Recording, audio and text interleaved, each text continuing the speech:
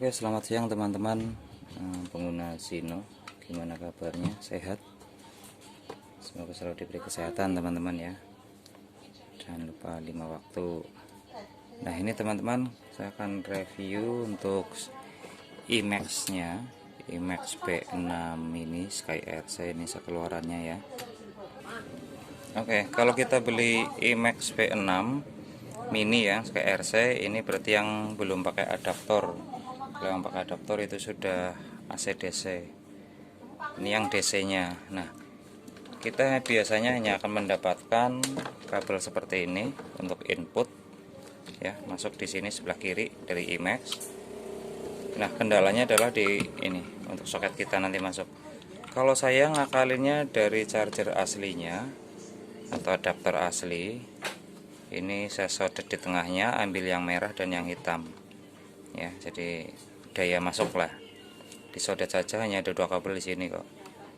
Langsung ini bisa dipakai untuk masuk ke steker atau colokan. Nah, banyak sekali yang bingung, ini biasanya pengguna Zino terutama ya. Biasa kita akan mendapatkan kabel output juga seperti ini.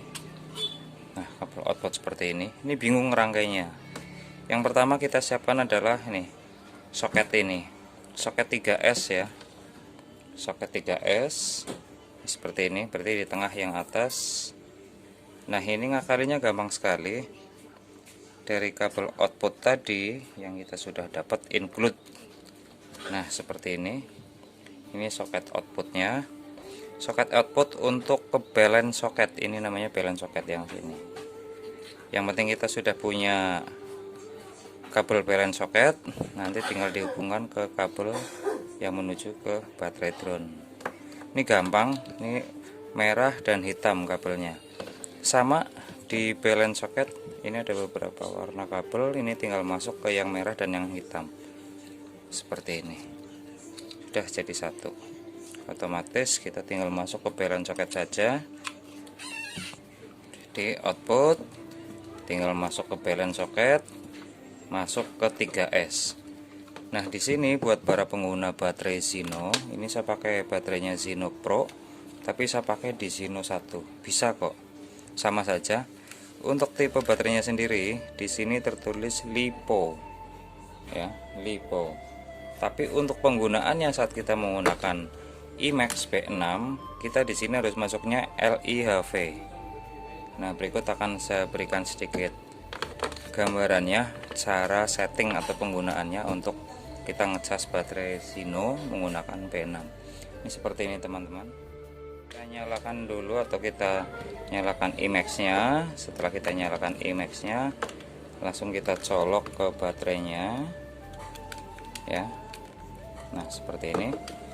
Nah perlu diketahui teman-teman, untuk baterai Zino itu tipenya LiPo, tapi untuk dicasnya di sini jangan pakai LiPo ya, pakainya LiHV.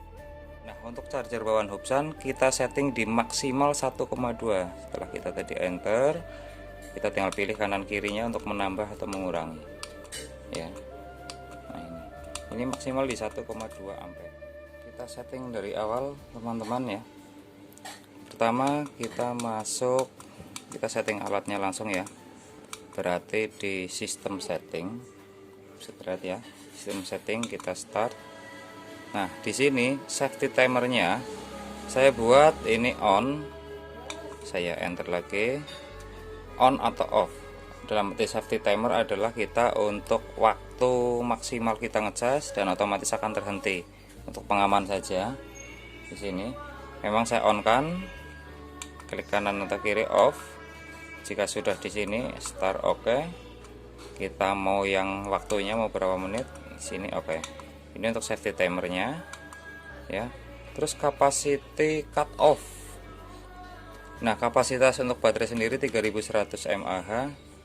Jadi ini saya buat maksimal di 3000 mAh udah cut off otomatis ya. Jadi tidak ada over daya. Takut terjadi perangkatnya ada yang rusak, maka akan over daya, akan otomatis cut off. Ngaturnya sama seperti tadi, start, on akan berkedip, kanan kiri untuk pilih off atau on, oke lagi, pilih di 3000 atau berapa mAh, oke. ya. Terus geser kanan lagi, temperatur cut off sama kita atur seperti tadi, on-nya segala macamnya ya, itu sama persis.